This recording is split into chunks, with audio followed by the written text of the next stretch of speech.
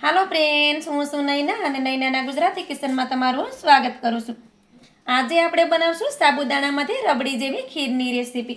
આ રીતે તમે ખીર બનાવશો તો ખીર છે તે એકદમ રબડી જેવી જ બનશે।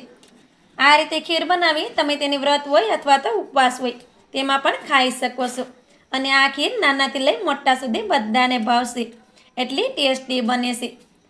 તો ચાલો રેસીપી બનાવવાનું ચાલુ કરીએ।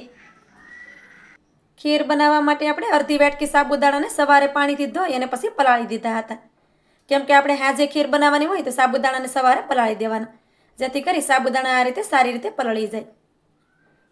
આપણે આ 500 ml દૂધ લીધું છે। દૂધને આપણે બપોરે ગરમ કરી લીધું હતું, તો પછી મેં એને યસ તપેલામાં રહેવા દીધું છે અને અડધી વાટકી આપણે ખાંડ લીધી છે। તમને મીઠી વધારે ખીર પસંદ હોય તો તમે વધારે ખાંડ પણ નાખી શકો, કેમ કે પહેલાં આપણે વધારે ખાંડ નહીં નાખવાની, કેમ કે વધારે ગળી ખીર થઈ જાય તો એ ભાવે નહીં, એટલે આપણે એનો ટેસ્ટ કરીને પછી પણ આપણે ખાંડને તો નાખી શકીએ। અડધી ચમચી ભરીને આપણે એલચીનો ભૂકો લીધો છે ને થોડાક આપણે કાજુ અને બદામને આ રીતે લાંબી સાઈઝમાં કાપીને લીધા છે। કાજુ બદામ તમારે નાખવા હોય તો નાખવાના, નકર તમે એના વગર પણ ખીરને બનાવી શકો। હવે આપણે દૂધને પહેલાં ચૂલા પર રાખી દઈએ। દૂધને આપણે પહેલાં સારી રીતે ગરમ થવા દેવાનું છે। દૂધ આપણું આ રીતે ઉકળવા લાગ્યું છે। હવે આપણે ગેસની ફ્લેમને ધીમી કરી દઈએ અને તેમાં આપણે સાબુદાણાને નાખી દઈએ।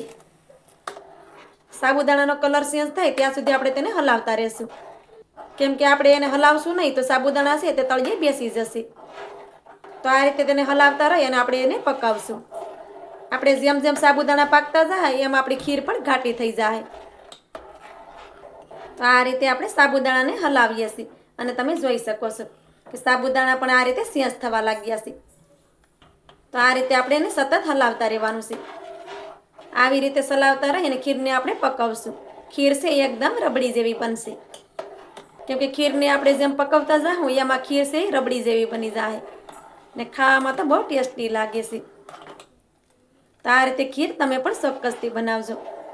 મારી ચેનલ પર તમે નવા હોય અને હજી સુધી મારી ચેનલને સબસ્ક્રાઈબ ન કરી હોય તો સબસ્ક્રાઈબ કરી દેજો અને મને સપોર્ટ જરૂરથી કરજો। સાબુદાણાને આપણે આ રીતે અડધી મિનિટ સુધી હલાવતા રહ્યા છે અને પકવ્યા છે। તો તમે જોઈ શકો છો કે બધા સાબુદાણા છે તેનો કલર ચેન્જ થઈ ગયો છે। આ રીતે બધા જ સાબુદાણાનો કલર ચેન્જ થઈ જાય પછી તેમાં આપણે ખાંડને નાખી દેવાની। તો આપણે તેમાં ખાંડને નાખી દેશું, એલચીનો ભૂકો પણ તેમાં નાખી દેશું અને સારી રીતે મિક્સ કરી દેશું। હવે આપણે બધી વસ્તુને સારી રીતે પાકવા દેવાની છે। તો આ રીતે હલાવતા રહી અને ખીરને આપણે પાકવા દેશું। આ રીતે આપણે ખીરને હલાવતા ગયા છે અને 5 મિનિટ સુધી પાકવા દીધી છે, કેમ કે સાબુદાણા જેમ જેમ પાકતા જાય એમ ખીર પણ એકદમ રબડી જેવી બની ગઈ છે। તમે જોઈ શકો છો કે ખીર આ રીતે ઘાટી થઈ જશે। તો આ ખીરને થોડી વાર માટે તો પાકવા જ દેવાની, જેથી કરી તે રબડી જેવી બને અને ખાવામાં પણ ટેસ્ટી લાગે। હવે આપણે ગેસની ફ્લેમને બંધ કરી દઈએ, કેમ કે આ ખીર છે તે ઠંડી થશે તો પણ વધારે ઘાટી થઈ જશે।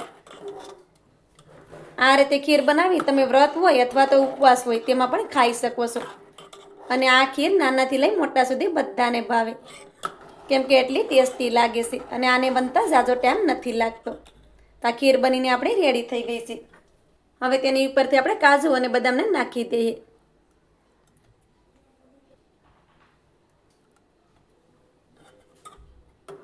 તો મારી આ ખીરની રેસીપી તમને સારી લાગી હોય તો લાઈક કરી દેજો, કોમેન્ટ કરજો। ચેનલ પર નવા હોય તો ચેનલને સબસ્ક્રાઈબ કરવાનું ભૂલતા નહીં। તો મળીએ એક આવી જ નવી રેસીપીની સાથે। ત્યાં સુધી બધાને જય માતાજી।